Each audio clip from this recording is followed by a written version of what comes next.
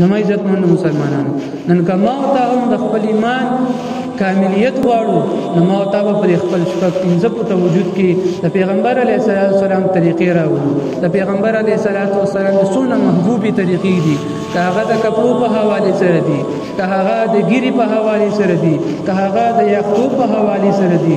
یقینا زما عزتمنو مسلمانانو نن که ما او تاسو د خپل پیغمبر په دغه سنتو طریقو باندې عمل ونه کړلو نو ګورې د قیامت ورځ را روانه ده، هغه لوی د محشر ورځ را روانه ده چې په هغه ورځ باندې به هر ځای کې نفس نفسي شروع وي، هر سړی به د خپل ځان لپاره چغې وي. دا پیغمبر چې په دنیا کې هم زما او ستا لپاره مختلف واقعات راغلي دي، مختلف سختۍ برداشت کړي دي، تاسو د طایف واقعات اورېدلي دي، د کاڼو ګزارونه یې برداشت کړي دي، اینې په خپل وجود باندې پرې کړي دي. پړۍ مبارکې د وینو نه ډکې شوي د چا دپاره؟ زما او ستا دپاره. غاښونه مبارکې په جنګونو کې شهیدان شوي دي، غاښونه یې مات شوي دي، په ځمکه باندې د بېهوشۍ په حالت کې پرېوتی دی. دغه پیغمبر د چا دپاره؟ زما او ستا دپاره. بیا د مرګ نه بعد د قیامت په هغه لوی ورځ باندې، د محشر په هغه لوی ورځ باندې به هم زما او ستا دپاره د امتي امتي چغه وهي. خو نن ما او تا د پیغمبر علیه السلام هغه طریقو ته جوړ نه یو، د پیغمبر علیه السلام په هغه طریقو باندې عمل پیرا کولو ته جوړ نه یو. عزتمندو مسلمانانو هغه ورځ داسې ورځ ده چې د هغې د حالاتو نه علماء کرامو په مختلفو حالاتو په مختلفو واقعاتو کې ما تاسو خبر کړي، هر سړی ته خبر دی چې څومره هولناکه ورځ ده.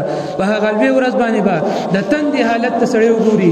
پیغمبر علیه السلام ته به الله تعالی حوض کوثر ورکړي، په خپلو امتیانو باندې به د هغې اوبه څکي.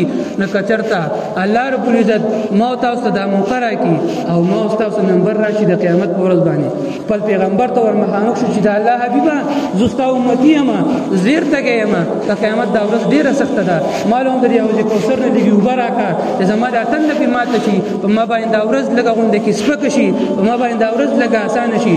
که نن ما تاسو په دغه سنتو په دغه طریقو باندې عمل ونه کړو، کېدای شي الله دې نه کړي د قیامت په ورځ الله تعالی د الله رسول ما تا ته ووایي چې تا خو زما په یوې طریقې باندې عمل نه کړی، ته خو د شکل صورت نه زما امتي نه لګې، نه درکومه تاله اوبه زه د دې ځګي نه.